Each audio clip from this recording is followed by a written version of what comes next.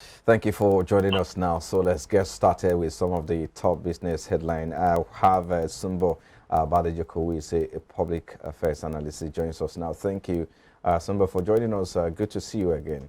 I'm sure you've seen some of these interesting stories today, but let's start from the first one. News that the CBN issued guidelines on contactless payment system, which is, of course, it's expected to be launched before the year runs out, ahead of the implementation of the old Naira, or the Naira redesign policy. So talk to us about how disruptive is the initiative. It's not a new development, actually. So it's just that they want to issue fresh guidelines on how it's going to be done. The contactless payment is another way of paying e-payment, which a good number of individuals within the country and private sector have been using to carry out transactions. So when the CBN is trying to now do is to adopt it and make it a kind of... Well, I guess we lost a contact with Sumbo there. So quickly take a break, and when we can have him, when we do have him again, we'll continue the conversation. Please stay with us.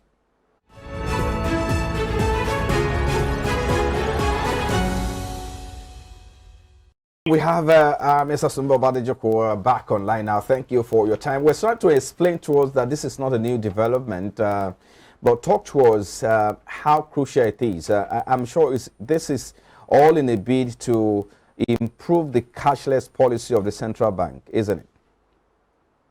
Yes, it's meant to improve the cashless policy of the central bank. The only thing is that it's still the same set of people that are used to this thing that would still be embracing it. And there are so many individuals and, of course, some private sectors or small-scale industries that are using this kind of payment before now. But the government is trying to now organize the whole thing to streamline it in a way that even the ones that they have disapproved earlier, the crypto system, will now be approved. And we are getting feedback information that blockchain is now being approved by the CBN, which is part of the crypto system. And it's part of the reason why this policy is being proposed, being implemented. It's going to help them to capture, larger range of financial transactions that is going on within the country. But to the informal sector, a good number of them are still yet, they are yet to key into this contactless payment and, of course, the cashless system.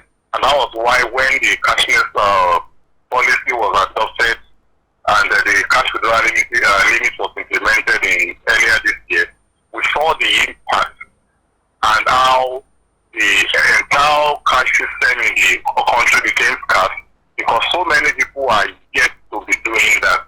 All right. It's a good thing for them to introduce it, but before it will go around to the level of being successful, it will take a lot of time.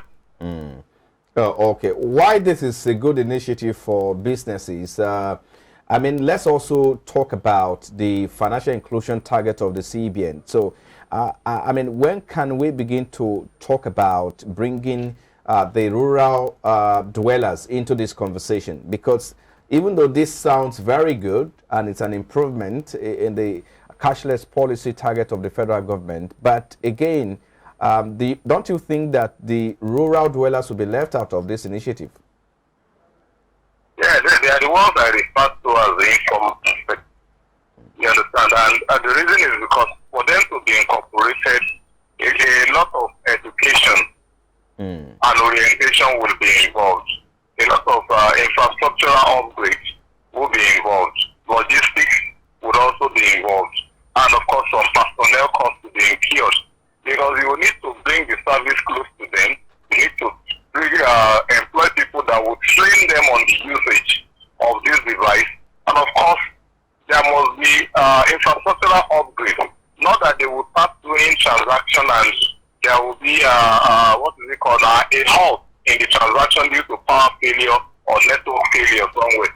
So these are things that people would be wary of which you currently experience as the speak. All right. And if you're trying to expand the system with this guideline, it means you must first of all upgrade the system, because the January to March experience shows that the banking system, the cashless policy, the online payment that they have on ground that are existing, do not have the capacity to accommodate heavy traffic of transactions. Okay. And that was why we have system collapse being experienced in virtually all the banks. Okay. So if this is going to now be incorporated, that means there have to be those things: system upgrade, infrastructural upgrade, logistics, personnel costs will have to be involved, and of course, you need to give people the education and the orientation they need. And of course, mass awareness program in terms of advertisement. You need to interpret those advertisements in the local languages of those respective communities for them to really understand. You might need to interpret the banking code in the language that they can read and understand. If you understand what I mean, transcribing, so to speak. All these things are what will make it work if you want to capture the entire population. But if it's just the city centers that you're targeting, we may not have much problem with that. After all, we're having 5G network being installed across the cities. But the thing is, if you want to really go deep into the informal sector, you need a lot of additional expenses to incur to make it work. I can't agree with you, Les, because it's one thing to bring out or to launch this kind of initiative again. It's another thing to get the people to use it. Okay, so let's move into the next. Yes, so let's move into the next conversation as we look at the report we're getting from the Stanbic IBTC Purchasing Managers Index is that economy has recovered a bit more, as the reading, the PMI is now reading around 50.0 points. So talk to us about this. With the reality out there, so how significant is this number? It's actually close to reality, because we saw the effect of the withdrawal limit and of course the scarcity of the currency. And I said earlier when we were talking about the first report, that Nigeria as a country is still predominantly running a cash-based system. But when you now want to convert that to cashless system, we had problems. The problem we had is as a result of the fact that we are not ready for that yet. Now that there's been a reversal, so to speak, that we now have more cash in circulation, the purchasing power of people has increased, and of course, sales have been boosted, because so many people have cash in the bank but could not purchase because they do not have the means of transacting on their own, or even if they have the means, the seller may not be willing to accept that mode of transaction. And that was why there was a sharp drop in the transaction. And of course, some people also lost their means of livelihood, their means of income, and affected their own purchasing power. Some of them are just picking up now. Those who are in the POS business, they are just gradually picking up again. Even some of them that have been grounded earlier during the period of the policy, they are picking up and opening shop again. So the report is close to reality, because everybody knows around. We no longer see queue at the ATM stand. We no longer see crowd at the entrance of the banking hall. And of course, the congestion has been a little bit subsided. Okay.